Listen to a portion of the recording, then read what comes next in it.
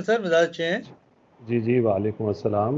अल्लाह का शुक्र, बिल्कुल। मैं अपने शो में आपको खुशामदीद कहता हूं और आपकी बहुत मेहरबानी कि डिस्पाइट आपकी बहुत ज़्यादा मसरूफियात होती हैं और आप कभी कभी थोड़ी सी उस वक्त भी अपने मातहतों की बदतमीजी बर्दाश्त कर जाया करते थे मुस्कुरा के। और आज भी आपका वही तरीका है। मैंने हालांकि आपसे आज झगड़ा किया था सर, उस वक्त बड़ी इंस्पायरिंग पर्सनैलिटी आपकी थी और आज भी न सिर्फ ये कि मार्केट का डीलर। मैं अभी 2 दिन पहले लड़काना था क्योंकि हमारा डेजर्ट रूम कूलर्स ही बनते हैं थी, जरूरत हमारा सीजन ही यही होता है। तो Aslam Shaikh was talking so good about you. आप अपने अंदर, आपके अंदर ये क्वालिटी कैसे डेवलप हुई कि आप लोगों को, जी जी। हाँ, सॉरी, वो मेरा लोगों की बैटरी। क्वालिटी कैसे डेवलप हुई अब जो लोगों को आप एक मैग्नेट की तरह अट्रैक्ट करते हैं? और क्या वो आपका दुश्मन हो? दुश्मन तो मैं किसी को भी नहीं कहता, मतलब जो आपकी बात से इत्तेफाक ना करता हो, और यह जो इत्तेफाक करता हो। सिर्फ जूनियर्स को नहीं, चले मैं जूनियर था, एक एक बहुत बड़ा हल्का अहबाब है जो आपकी कमी बहुत ज़्यादा महसूस करता है। आप कराची आते थे, आपके हाथ में मुझे याद है पीक सीज़न होता था, ये वर कंपीटिंग दी अदर पार्टी, जो हमारा कंपटीटर था। आपके हाथ में मिनरल वाटर की बोतल होती थी, मेरे साथ आप नीचे, वो अफगानी खड़ा होता था बेचारा जो भुट्टे के दाने भून रहा होता था, उससे आप वो लेते थे 10 रुपए के, वो फाँकते रहते थे, and that was your lunch. वो आपका लंच वो होता था। तो ये कैसे हुआ? ये मतलब घर का माहौल था, तालीम थी, या आपका अपनी इनर ऐसी चीज रही? बहुत सारी चीजें मिल गई जी। देखें, अल्लाह ताला ने इंसान को, सब लोगों को एक जैसा पैदा किया। कुछ ना कुछ जो घर का माहौल होता है, तालीम तरबियत जिसको कहते हैं, तालीम तो लोग देते हैं, तो घर के माहौल का एक असर ज़रूर होता है हर बच्चे के ऊपर। तो हमारे घर में यही था कि जी बस सादगी से रहें, अच्छे तरीके से रहें, सच बोलें, और एथिक्स एंड इंटेग्रिटी। सबसे बड़ी बात यह है, जो आपने मिसाल दी है, वो ये है कि मुझे याद है कराची में, अभी तो बड़ी पुरानी बात होगी, एक तो सबसे बड़ी बात यह है कि देखिए, ये 21 और 5 26 साल पुरानी बात को अगर किसी शख्स ने याद रखा हुआ है तो बड़ी उसकी मेहरबानी है, अगर मुझे याद रखा हो। तो बेसिक बात यह है कि हमारी सोसाइटी में एथिक्स की वैल्यू नहीं समझी जाती, हर तरह का सिलसिला होता है। उस वक्त मुझे ये याद है, मुझे ये था कि हर जहाँ जाते थे लोग, कोई चाय पिला रहा है, कोई बोतल पिला रहा है, कोई कुछ कर रहा है, तो वो सारा ये था कि लोगों को ये कहा जा सके कि बहुत शुक्रिया, हम आपसे सिर्फ मिलने के लिए आए, जी। मेहमान नवाजी का शुक्रिया। तो वो पानी की बोतल और वो चने के दाने हैं, वो उस तरह की चीज़ थी। बाकी यही है कि हर आदमी को उसके लेवल पे मिलना चाहिए। जी।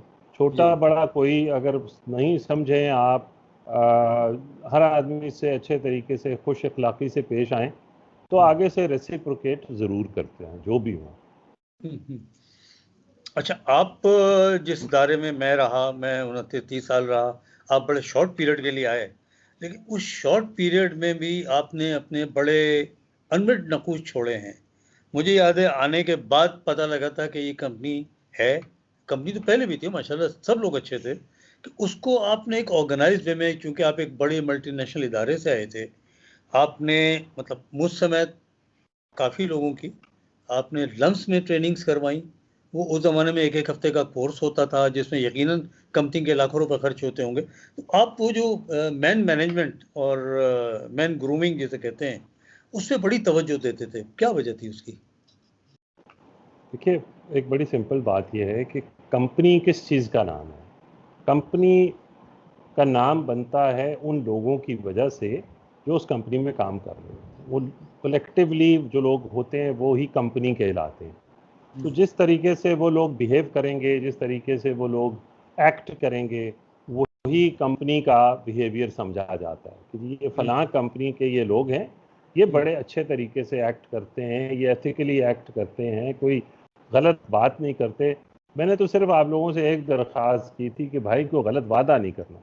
वादा वो करना जो आप पूरा कर सकें, और तो बाकी अगर आपको याद हो, हर तरह की बात होती थी, क्योंकि हमारे यहाँ दुश्वारियाँ ये थी कि लोग जहाँ जाते थे वो कहते कि जी फलां साहब आए थे, उन्होंने कहा जी ये हो जाएगा, फिर तो ये हुआ नहीं हमारा, तो अब इतना क्लेम है आपके ऊपर, हम्म, या इस तरह की चीज़ें।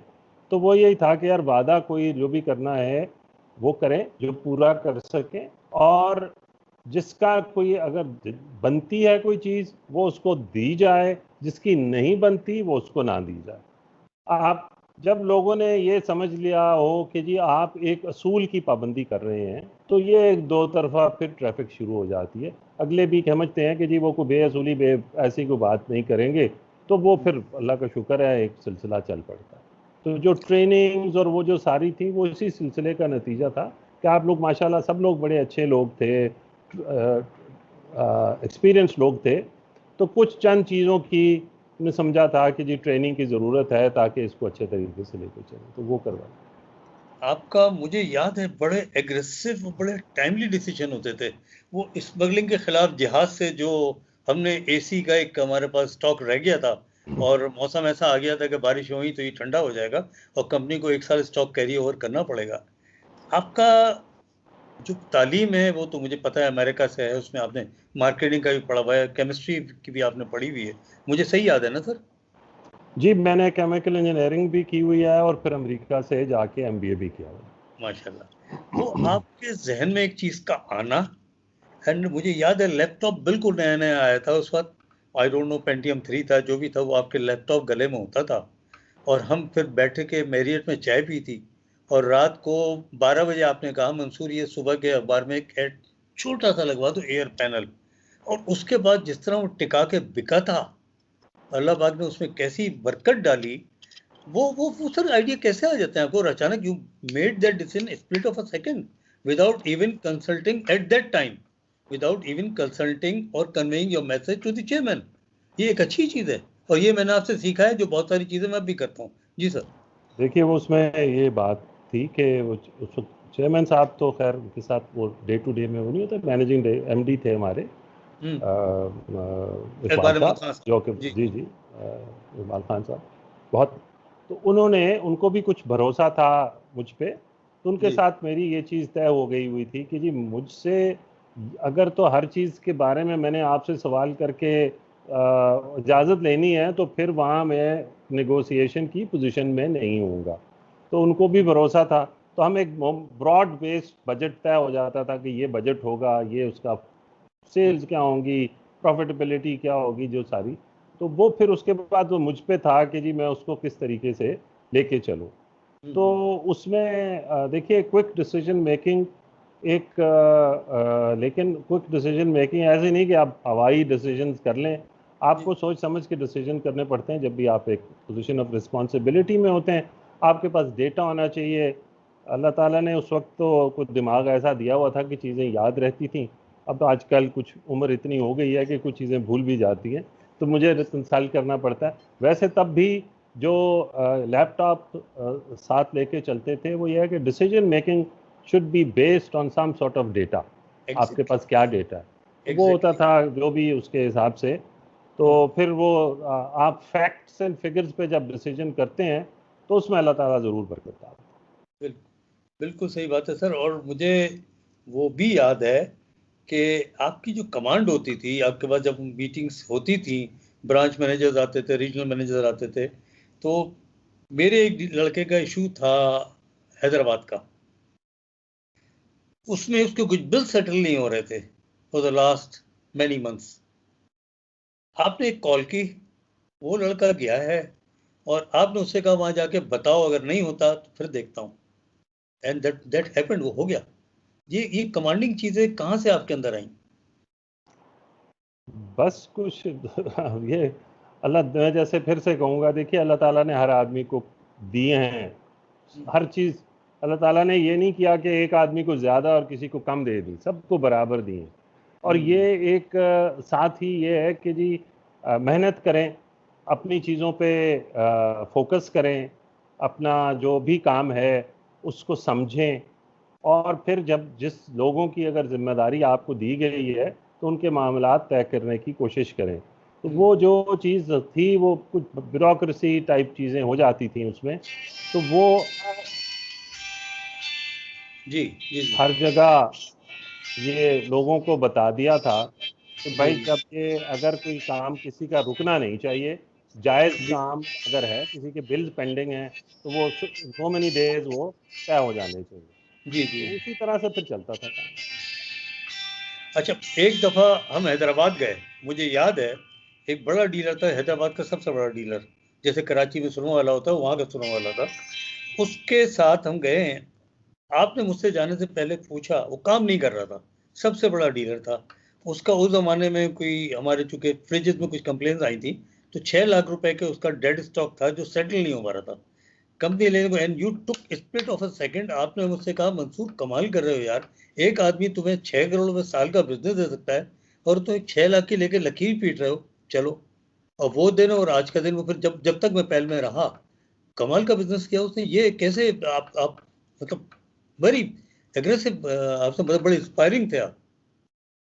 यार ये देखें, आई डोंट नो, एक बड़े के अल्लाह ताला ने अकल दी है ना, सबको दिया है यार, कि एक आदमी 6 करोड़ का बिजनेस कर सकता है। बात तो जेन्युइन है, ये तो नहीं कि वो खा गया बेच के, वहां पड़े हुए थे ना, तो वो यही था कि यार अच्छा ये हम उठा लेंगे, हम उठा लेंगे, उनको ठीक कर लेंगे। ये अब मुझे याद नहीं है क्या वो सिचुएशन थी, मगर ये है कि वो एक बहुत बड़ा डीलर है उसकी। अब ये तो मैं ज़रूर करता था कि मैं पूछता ज़रूर था कि हाँ, ये कौन है, इसकी क्या हिस्ट्री है, मार्केट की क्या रेपुटेशन है। वो एक छोटा सा अपने पास एक नोटबुक में चीज़ें लिखी होती थी, वो सब जो भी था, तो वो मुझे अब याद तो बिल्कुल नहीं है ये बातें, आई एम सॉरी। लेकिन ये बातें सर, इसी तरह से थी बिल्कुल सही। कि जो जिस शख्स में है नीयत उसकी साफ होनी चाहिए।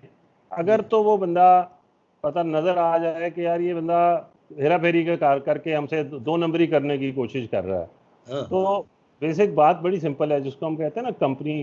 तो जी, मैंने जहां भी काम किया वो ऐसे समझ के काम किया कि ये मेरा काम है, हाँ, ये मेरे पैसे हैं, इस कंपनी को नुकसान होगा तो मुझे ज़ाती तौर पर नुकसान होगा। Exactly exactly. आप हलाल की कमाई खाएं, इंशाल्लाह अल्लाह बरकत देगा। अपने दिल में थोड़ा सा ये ज़रूर था कि जी जो काम करना है सही करना है, सीधा करना है, अल्लाह ने ज़रूर बरकत देता है, अल्लाह ताला मेहरबानी करता है, अल्लाह मदद करता है सीधे सीधे काम करने वाले, इंशाल्लाह। मुझे मुझे एक याद है, उसी ट्रिप में एक मसला आपको उठा बड़ी था, एक चीज़ें बड़े याद है, बस आपको बड़ी चीज़ें सर याद सर, बात ये है, है। कायदे आजम को पूरी कौम याद नहीं रहती, लेकिन कौम तो कायदे आजम को याद रखती है ना। नहीं, मेरे खुदा न मेरे खास्ता, मेरी ट्रेनिंग मैं में, कहाँ मैं और आपको कायद चढ़ा आजम नहीं रहा, कहाँ, मेरी आप ट्रेनिंग क्या में बात कर आपका रहे जो मेरी ट्रेनिंग में रोल है ना, आगा साहब, वो एक कायदा आजम वाला है। मैं आपको चढ़ा नहीं रहा हूँ। मुझे अब इस उम्र में आके आपसे मुझे क्या बेनिफिट मिलेगा एक अलावा अच्छे अल्फाज के, या आपको मुझसे क्या बेनिफिट मिलेगा कि एक आपसे प्यार करने वाला उस वक्त की बातें भी याद रखता है इस उम्र में भी। काफ़ी चीज़ें भूल हैं? जाता हूँ, लेकिन वो कुछ चीज़ें बड़ी याद। तो हम बहुत वहाँ बहुत गए थे, एक हम्म, मसला आया था मल्टीनेशनल कंपनी का। वो टीवी बिका था किसी और दुकान पे जहाँ उसकी पाबंदी थी। उन्होंने उस डीलरशिप की टर्मिनेट कर दी थी। वो दोनों पार्टनर्स आके बैठे थे हमारे ऑफिस में हैदराबाद में। अब वो एनएसएम भी आके बैठ गए थे और उनको यही नहीं पता था वो डीलर्स कौन है। तो उनके जाने के बाद आपने एक अल्फाज ये कहा था कि दूसरा एनएसएम देखा है जो अपने डीलर को नहीं पहचानता है। एक आपके एनएसएम भी थे। अब मैं कह नहीं सकता, देखिए ये तो वही नहीं, नो बात है कमेंट्स, आप कि कमेंट ना करें। ये अल्लाह ताला ने जब जिम्मेदारी दी है किसी को, तो उनका हाँ, फर्ज बनता है कि हाँ, अपने जिम्मेदारी के साथ पूरा 100% इंसाफ करें। हाँ, अगर वो जो भी एनएसएम थे, मैं बिल्कुल नहीं जानता ना, मैं इस वक्त जानना चाहूँगा, नाम ना लीजिएगा। ये कैसे हो सकता है कि एक साहब नेशनल सेल मैनेजर हों और वो हाँ। बड़े डीलर्स को और वो पहचानते ना डीलर, हों? वो डीलर चैंपियन ऑफ चैंपियन था। यानी तो इसका मतलब ये हुआ कि वो दफ्तर में बैठ के काम कर रहे हैं, बस डेलीगेट कर दिया। तो हाँ, वो तो बाबूगिरी कर रहे हैं ना, वो सेल्स का काम तो नहीं कर रहे, वो जी, अपनी जी। जॉब के साथ इंसाफ नहीं कर रहे थे। अच्छा, आप हसास मिजाज भी बहुत हैं। मुझे दो वाक़ये बड़े मज़ेदार याद हैं। एक, हम पीसी कराची में इफ्तारी कर रहे थे। हर एक का अपना नज़रिया, हर आदमी मुसलमान है। तो वो आपसे किसी बच्चे ने आके कहा कि सर अभी टाइम नहीं हुआ इफ्तारी का। कुछ लोग इफ्तारी कर रहे थे, आप नहीं कर रहे थे। आपने कहा भाई जो जिम्मे गफीर का है वो कर लो। एंड सेकंड चीज़, ये तो एक पॉजिटिव नोट आ गया। आप एक दफ़ा मीटिंग में गए, आपसे मुलाकात हुई, हम वापस आ गए। नेक्स्ट डे आपको मैंने फॉलो अप कॉल की थी, कुछ अप्रूवल्स लेनी थी मैंने। तो पता लगा आप नहीं है। I was shocked. आपके घर मैंने कॉल की, फ़ोन कोई ना उठाए। फिर शाम में कोई अराउंड 4 o'clock आपने फ़ोन उठाया और आपने कहा कि I am in the hospital. Aga Khan आप कराची आए थे अपने चेकअप के लिए। मैं दौड़ा हुआ आया, क्योंकि ज़ाहिर बात है, इसलिए नहीं कि आप जीएम थे मेरे या मेरे बॉस थे, इसलिए कि एक उनसियत होती है। एक इखलाकी तकाजा होता है, और आपने नेक्स्ट डे वापस गए और रिजाइन कर दिया। वो भी एक हिस्ट्री है। आपने बहुत अच्छा डिसीजन लिया, लेकिन वो भी एक हिस्ट्री है। वो भी एक हिस्ट्री है। आपने एक लगे लगाए इतनी बड़ी अच्छी जॉब को, बड़ी कंपनी को, बहरहाल वो बड़ी कंपनी थी, आप थैंक यू करके चले गए। तो बहरहाल सर, बहुत कुछ सीखने को मिला है आपसे और सीखेंगे। और ये तो आज एक मौजू हो गया आपका, क्योंकि टाइम मैंने आपसे 15-20 मिनट ही लिया था, 16 मिनट हो चुके हैं। तो आखिरी एक सवाल नहीं है, सिर्फ आपसे एक टॉपिक मैं पूछ रहा हूँ। आप एचआर को डील करते रहे शुरू में in the multinational company ICI, उसके बाद फिर आप आगे भी बढ़े। तो इस मौजू पे जो नई जनरेशन है, मैं चाहता हूँ कि मेरे जो उस्ताद हैं, आप जैसे एक आदि और होगा इस तरह इस लेवल का, कि मैं उनके ज़रिए जो मेरी आगे आने वाली नस्ल है, उनको कुछ सेल्समैन के या मार्केटिंग के या इन चीज़ों के कुल्लिये हम समझा दें। उसमें कुल्लिया ये नहीं होता किसने MBA करा है और किसने खाली वो करा हुआ है, बेसिक थीम्स होती हैं। तो किसी वक्त मुझे टाइम दे सकेंगे आप HR के हवाले से?